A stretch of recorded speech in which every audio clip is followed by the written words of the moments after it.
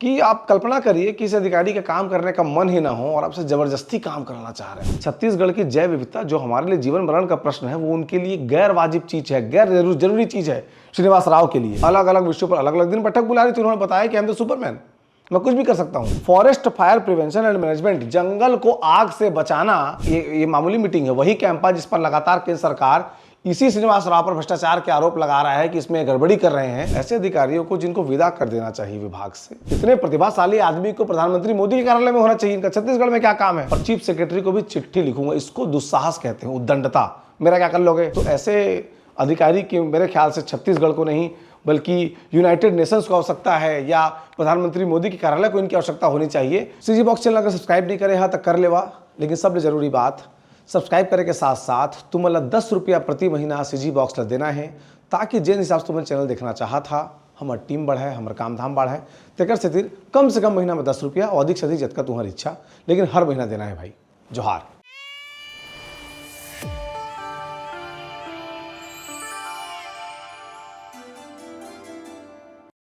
नमस्कार, जोहार। मेरा नाम है देवेश तिवारी और आप देख रहे हैं छत्तीसगढ़ का अपना चैनल सीजी बॉक्स।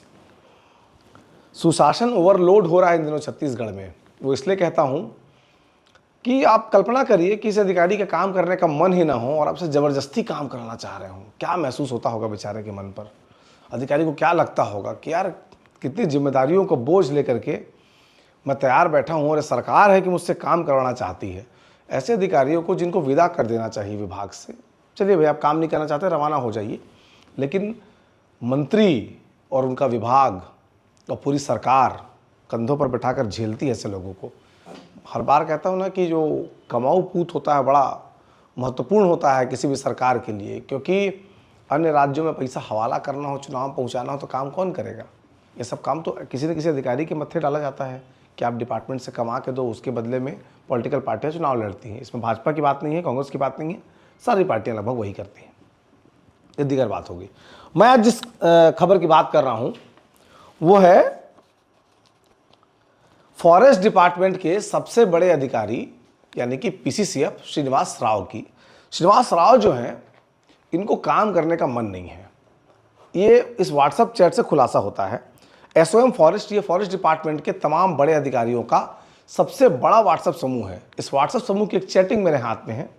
इस चैटिंग में जो ऋचा शर्मा है, जो कि एडिशनल चीफ सेक्रेटरी हैं फॉरेस्ट डिपार्टमेंट की, वो लिखती हैं कि विभिन्न विषयों पर आयोजित बैठक के संदर्भ में लगातार क्या है, फॉरेस्ट डिपार्टमेंट में एक एक करके कितनी महत्वपूर्ण बैठकें हैं वो आगे आपको बताऊंगा। तो ये महत्वपूर्ण जो बैठकें हैं फॉरेस्ट डिपार्टमेंट के अलग अलग विंग्स की, इस बैठक का आयोजन किया जाना था। इस बैठक के संदर्भ में जब वो बैठकों की जानकारी एसीएस ऋचा शर्मा के द्वारा पीसीसीएफ को दी गई, श्रीनिवास राव को, तब उन्होंने एक चिट्ठी लिखी प्रति अपर मुख्य सचिव छत्तीसगढ़ शासन, वन एवं जलवायु परिवर्तन विभाग, महानदी भवन, मंत्रालय, अटल नगर, नवा रायपुर। विभिन्न विषयों पर आयोजित बैठक के संबंध में वो ये कहते हैं, उसका जो मजमून है समझिएगा।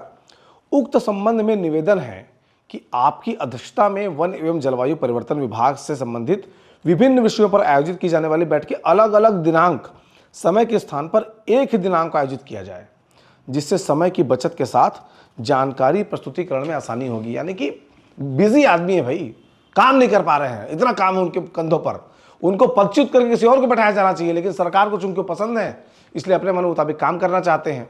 इसलिए वो कहते हैं कि इस 5 दिन तक अलग अलग विषय पर कौन बैठक करेगा, एक जगह बैठक किया जाए और उस एक बैठक करने से समय का बचत होगा और वो अपने प्रस्तुतिकरण भी अच्छे से दे पाएंगे। यानी कि वो शक्तिमान है, सेम डे गंगाधर हो लेंगे, सेम डे शक्तिमान बन जाएंगे, उनके पास क्षमता है। सरकार उनकी क्षमता को अंडर एस्टिमेट कर रही थी, अलग अलग विषयों पर अलग अलग दिन बैठक बुला रही थी। उन्होंने बताया कि हम तो सुपरमैन, मैं कुछ भी कर सकता हूं, एक दिन में 5 बैठकों में समान ऊर्जा के साथ समान प्रेजेंटेशन वो दे सकते हैं, लेकिन सरकार उनकी इस काबिलियत से वाकिफ नहीं है श्रीनिवास राव के, इसलिए अलग अलग दिनों तक बैठक बुलाई गई।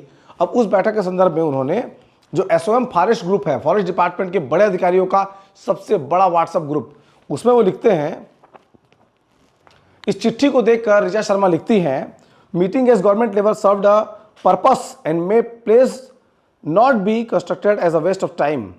आई dare not write to similar letter to CS. मतलब वो कहती हैं कि ऐसी हिम्मत नहीं होनी चाहिए जिसमें लोग इस तरह की चिट्ठी जो है वो अपने बड़े अधिकारियों को लिख सकें इवन वो ये बात कहती हैं कि मुख्यमंत्री, एससीएम और वन मंत्री, ये तमाम लोग, सभी लोग प्रॉब्लम को सॉल्व करना चाहते हैं। चिट्ठी का मजनून यहाँ पर है, मेरी अंग्रेजी तंग है, आप इसको देख के समझ सकते हैं। कुल मिलाकर वो कहती है कि मीटिंग महत्वपूर्ण है, जैसा तय था उसी जगह पर उसी समय पर मीटिंग होगी। ये ऋचा शर्मा लिखती हैं, बाकी अंग्रेजी के आप लोग जानकार हैं, पढ़ लीजिए।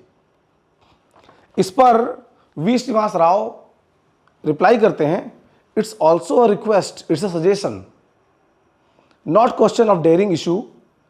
If it is necessary definitely I will write to CS and honourable forest minister. मतलब अगर जरूरत पड़ी, नेसेसरी हुआ, तो मैं फॉरेस्ट मिनिस्टर को भी और चीफ सेक्रेटरी को भी चिट्ठी लिखूंगा। इसको दुस्साहस कहते हैं, उद्दंडता। मेरा क्या कर लोगे, सेट है मामला मेरा, ये वो वाली लाइन है ये। इसके बाद ऋचा शर्मा लिखती हैं, इसके बाद B Srinivas Rao group left कर जाते हैं, कर लो जो करना है, जो कबाड़ना है कबाड़ लो। उसके बाद ऋचा शर्मा लिखती हैं, meetings stand on same date and time as well as venue as conveyed earlier if I remain in forest department till then. जब तक मुझे यहां से हटाया नहीं दिया जाता, जब तक रिमेन कह रही हैं वो, तब तक मीटिंग्स होंगी, जिस दिनांक को बताया जाएगा उस दिन होंगी, और जिस वेन्यू में बताया जाएगा उस वेन्यू पर होंगी। बड़े अधिकारियों का अपना जलवा होता है, भले ही किसी एक विंग के मुखिया तोप बनने की कोशिश करें, लेकिन जो आईएएस हैं उनके पास बात करने का ढंग है और तरीका है। अब ये बात समझिए कि चलो भाई कि अंताक्षरी खेलने के लिए मीटिंग बुलाई जाए तो श्रीनिवास राव उसको इग्नोर कर दें कि भाई उनका काम नहीं है, केवल लोकाचार की मुलाकात हो, किसी की विदाई पार्टी हो रही हो तो वो इग्नोर कर दें। वो मीटिंग्स कौन सी मीटिंग्स थी जिसके लिए श्रीनिवास राव कह रहे हैं कि एक दिन करा लीजिए, एक जगह करा लीजिए, समय बच जाएगा। पहली meeting, preparation of Campa steering committee meeting. ये मामूली मीटिंग है, वही कैंपा जिस पर लगातार केंद्र सरकार इसी श्रीनिवास राव पर भ्रष्टाचार के आरोप लगा रहा है कि इसमें गड़बड़ी कर रहे हैं, वह रक्षक भर्ती घोटाले में उस मद का दुरुपयोग किया गया है। ये बात कौन कह रहा है, मोदी सरकार। उसी कैंपा की स्टीयरिंग कमेटी के लिए मीटिंग होनी है और इनके लिए फालतू चीज है, मतलब एक दिन कर लीजिए।